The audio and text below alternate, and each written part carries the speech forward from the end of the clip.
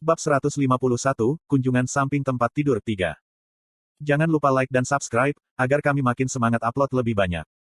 Ketika dia melihat buket di pelukan Genia, Ciel diam-diam mundur sebelum dengan cepat berputar dan menerobos masuk ke kamar Cian di dekatnya. Apa, Cian, yang baru saja kembali ke kamarnya, berteriak kaget saat dia berbalik untuk menghadapi penyusup yang tiba-tiba itu. Mengabaikan alarm kakaknya, Ciel hanya melihat sekeliling kamarnya dengan mata menyipit. Itu dia, pikir Ciel pada dirinya sendiri dengan gembira saat dia mengulurkan tangannya ke arah vas bunga yang terletak di atas meja. Kakak laki-lakinya memiliki sisi kekanak-kanakan yang benar-benar tidak sesuai dengan karakternya, bahkan kamarnya di perkebunan utama selalu dihiasi dengan bunga. Apa yang sedang kamu lakukan? Tanya Cian, rahangnya ternganga saat melihat Ciel mengeluarkan bunga dari vasnya. Namun, Ciel tidak repot-repot menjawab. Setelah mengibaskan air dari tangkai bunga, dia dengan kasar merobek akarnya dan kemudian kembali melihat sekeliling ruangan. Cian mencoba menarik perhatiannya, tunggu.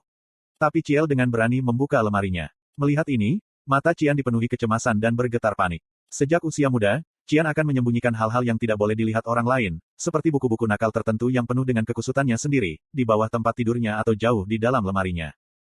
Suaranya bergetar, Cian berseru, itu. Ciel, apa sebenarnya kamu? Kakak, potong Ciel saat tangannya, yang telah mengobrak-abrik lemarinya, menggali ke dalam untuk mengambil sesuatu. Pinjamkan aku ini.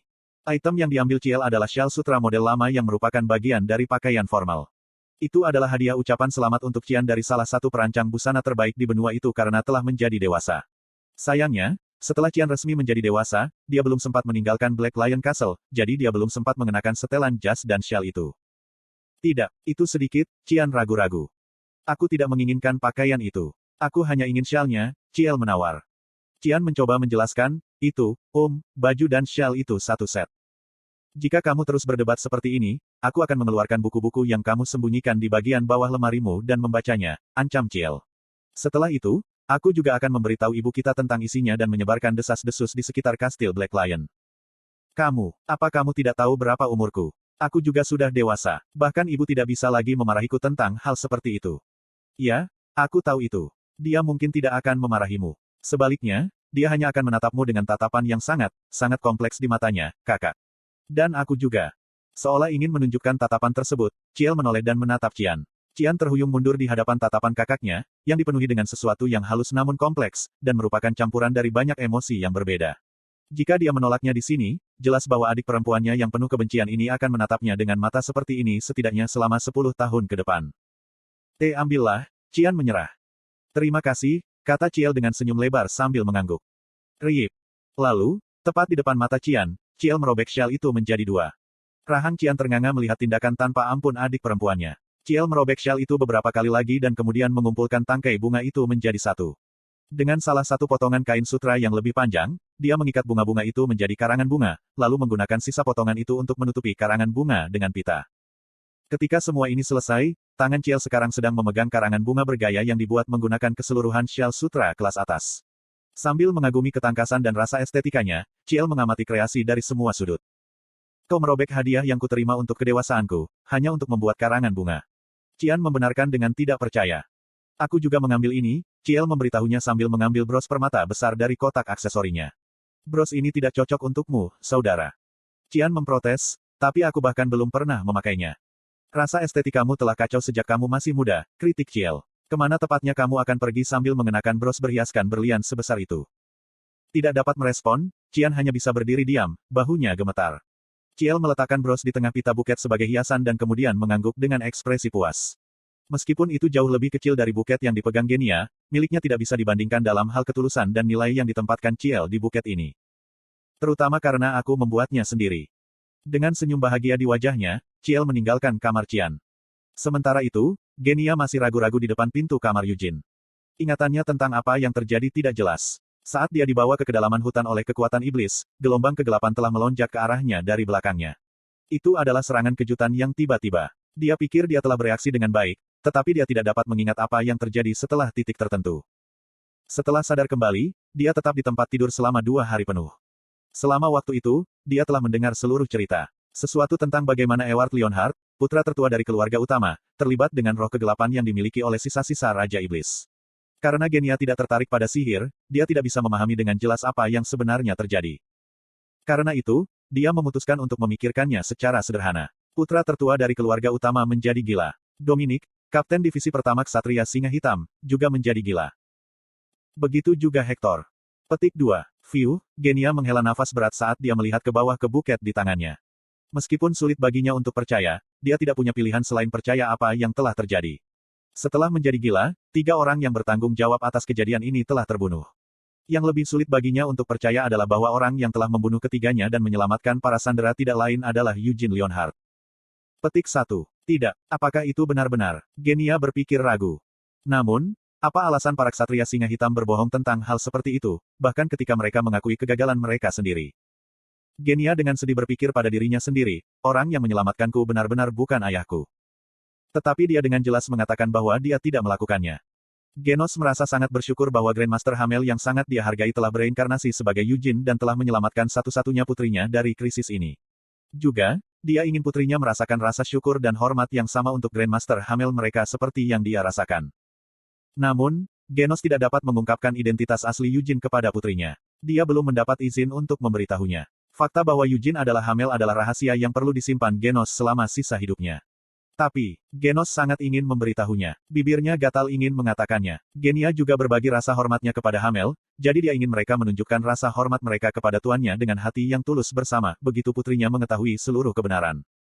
Itu sebabnya Genia ada di sini. Buket itu telah diletakkan di tangannya oleh Genos. Dia telah mendorongnya dari belakang dan menyuruhnya datang ke sini dan berterima kasih kepada penyelamatnya.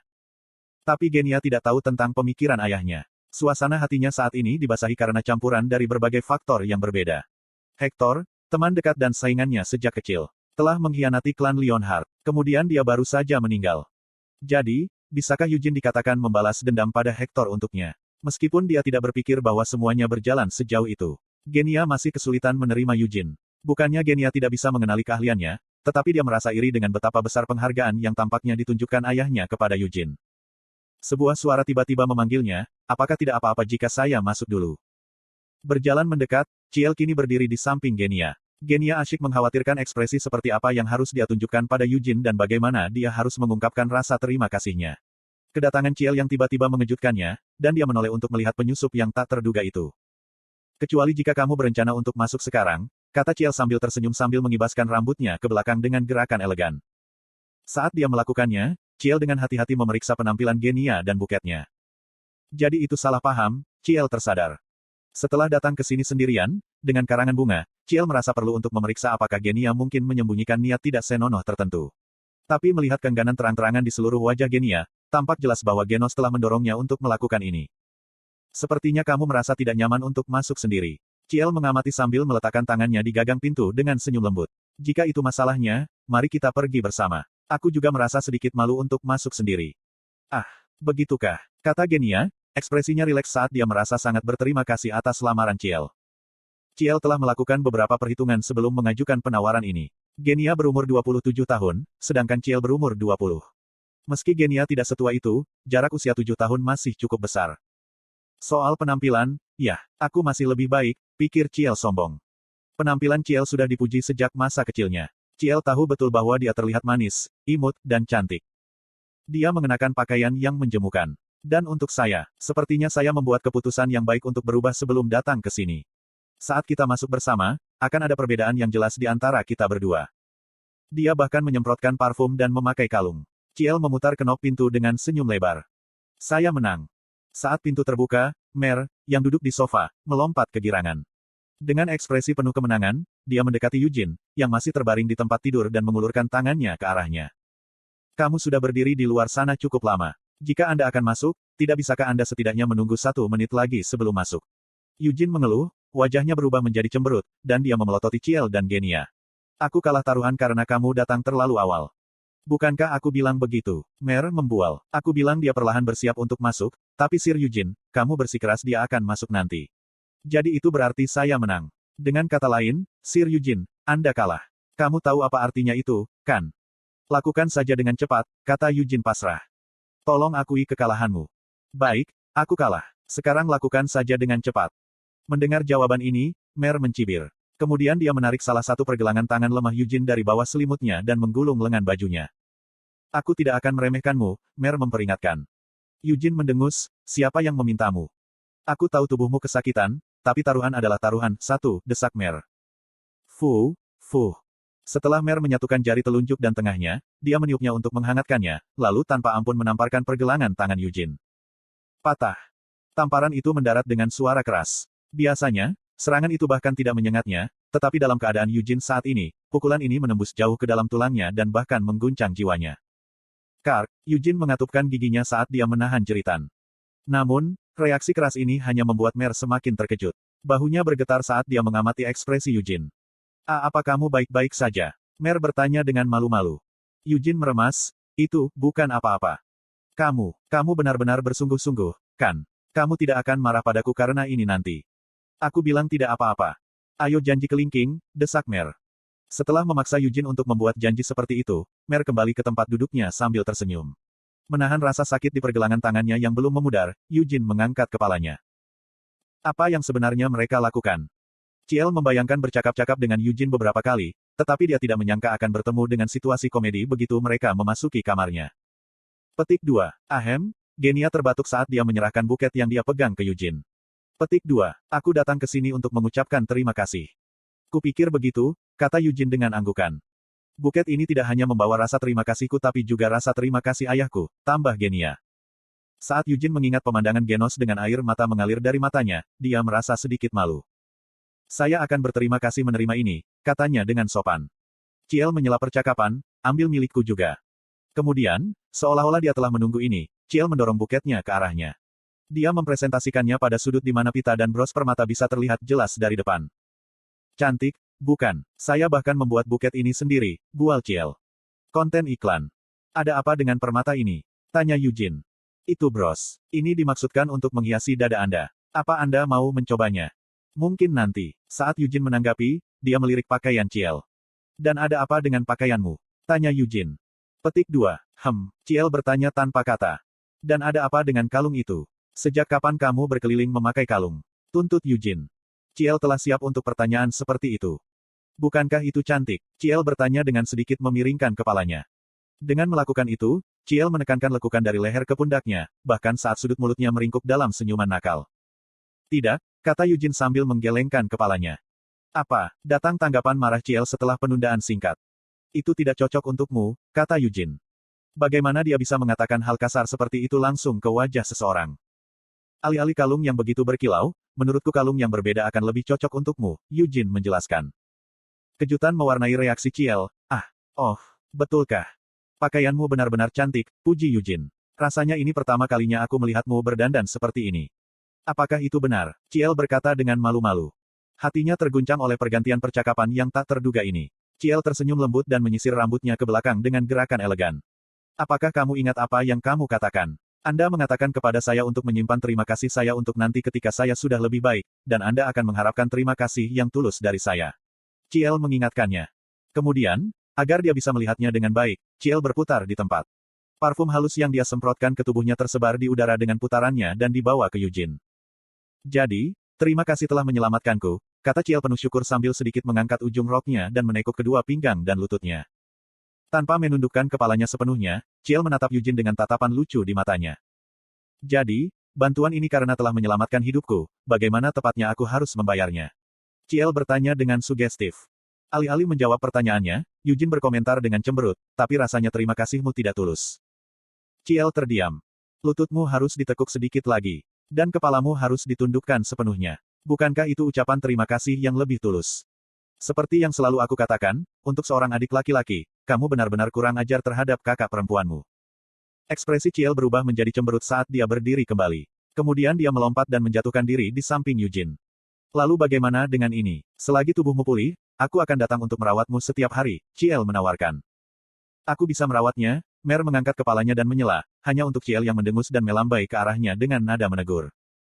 Bagaimana Anda bisa menjadi perawat ketika Anda bahkan tidak bisa mengupas satu buah pun dengan benar? Balas Ciel. Mampu mengupas buah tidak penting dalam hal menyusui, protes Mer. Ciel mendengus, lalu menurutmu apa yang penting?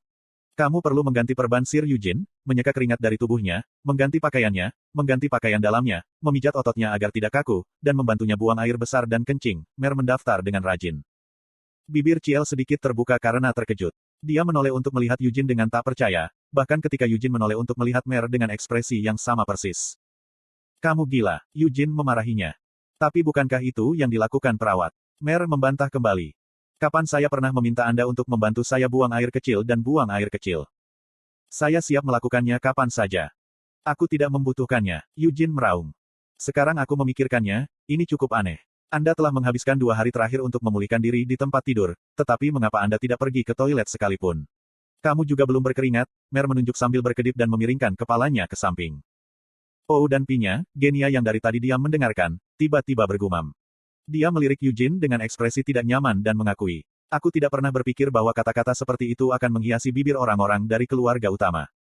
Bukankah aku sudah menyelesaikan kesalahpahaman ini? Eugene menghela napas putus asa. Saya tidak pernah meminta seseorang untuk membantu saya buang air besar dan kecil, dan saya juga tidak pernah meminta mereka untuk membantu saya mengganti pakaian saya.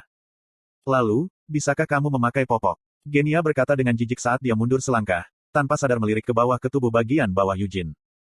Tentu saja, bagian bawah tubuhnya ditutupi selimut, jadi tidak ada yang terlihat. Jengkel, Eugene mengaku, itu. Saya berurusan dengan semua itu dengan menggunakan sihir. Aku juga menggunakan sihir untuk membersihkan diriku sendiri, jadi itu sebabnya aku tidak perlu mengganti pakaianku. Apakah kamu puas sekarang? Bahkan jika itu masalahnya, saya tetap siap kapanpun, Mer menimpali. Turunkan sedikit, ejek Eugene sambil memutar matanya ke arah Mer karena komentar yang tidak perlu itu. Kemudian dia menoleh untuk melirik Ciel dan Genia yang masih menatapnya, untuk memperingatkan mereka, jangan punya ide aneh. Aku tidak memikirkan sesuatu yang aneh, kata Ciel sambil bersandar dan menggelengkan kepalanya. Petik 2. Hanya saja, iya, aku tidak masalah mengganti perbanmu, tapi, lebih dari itu terlalu berlebihan. Itu juga berlaku untukku, Genia setuju. Kapan aku pernah memintamu? Berhentilah mengganggu pasien yang sakit dan pergi saja, Eugene membalas dengan cemberut saat dia menunjuk ke pintu dengan dagunya. Pada gerakan ini, angin menanggapi keinginan Eugene dan membuka pintu yang tertutup. Belum lama sejak kami tiba, dan kamu sudah meminta kami untuk pergi. Ciel mengeluh. Kenyamanan pasien adalah yang terpenting, kata Eugene. Kamu mengatakan bahwa bersamaku tidak nyaman. Mengapa menanyakan sesuatu yang begitu jelas? Mengapa tidak? Apakah itu alasan psikologis? Apakah aku berada di ruangan yang sama denganmu saat berdandan seperti ini merangsangmu secara psikologis? Ciel bertanya dengan semangat. Bukan pakaianmu yang merangsang, itu omong kosong yang terus Anda semburkan. Dan tahukah Anda jenis rangsangan apa yang saya rasakan? Ini kemarahan. Jadi jika Anda tidak menyukainya, maka pergilah. Eugene meraung. Pada ledakan ini, Ciel hanya menjulurkan lidah padanya dan mundur sedikit. Namun, Genia tidak membiarkan dirinya mundur. Setelah ragu-ragu beberapa saat lagi, dia merogoh sakunya dan mengeluarkan kalung dengan peluit yang tergantung di atasnya.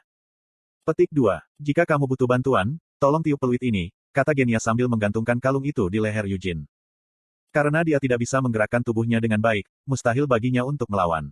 Eugene memelototi peluit yang tergantung di lehernya, lalu memanggil angin sepoi-sepoi untuk mengangkat peluit ke mulutnya. Peep.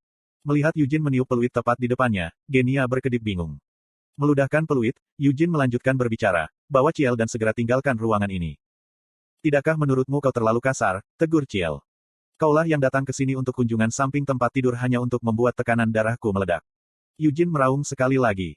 Melihat betapa kerasnya suaramu, sepertinya kami tidak perlu mengkhawatirkanmu, kata Ciel dengan senyum lebar sambil meraih lengan baju Genia dan menariknya.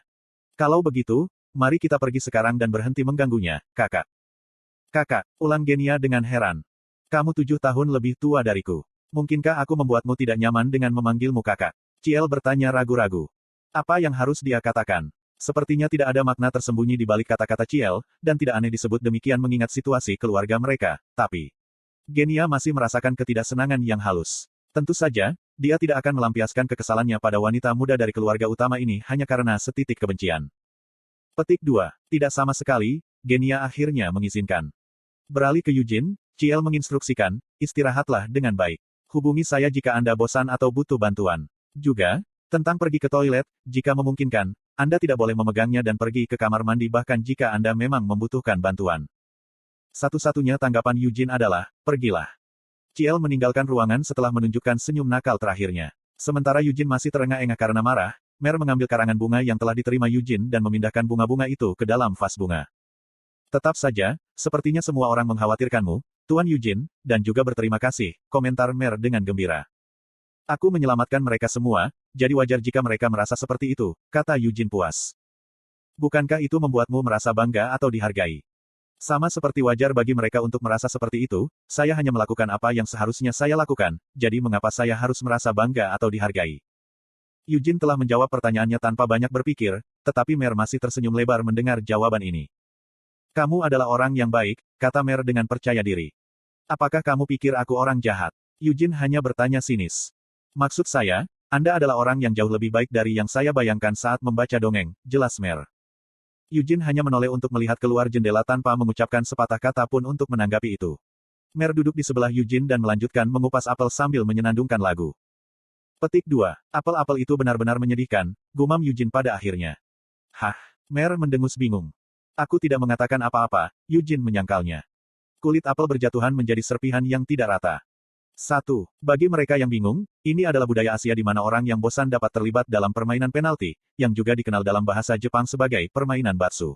Pada dasarnya, Anda bertaruh atau memainkan permainan seperti batu, kertas, gunting, dan pemenang akan menghukum yang kalah, biasanya sesuatu yang menyakitkan tetapi tidak berbahaya, seperti jentikan ke dahi atau, dalam hal ini, 2 tamparan jari di pergelangan tangan.